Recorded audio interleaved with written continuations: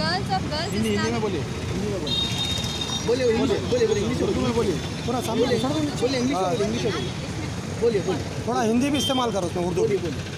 चलो। We, the girls of Girls Islamic Organization Telangana, have gathered here today to condemn the discrimination against hijab which has been seen in certain educational institutions in Karnataka.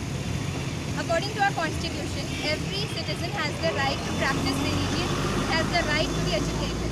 Therefore, we request the High Court of Karnataka to take a decision keeping in mind these fundamental rights. We also wish for a nation where everybody is free to enjoy their rights. Thank you. भाई लोगों दे दो, तुम लोगों उठाओ। तीन में से कौन सा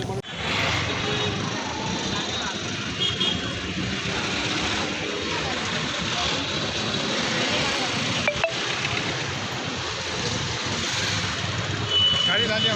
अच्छा है।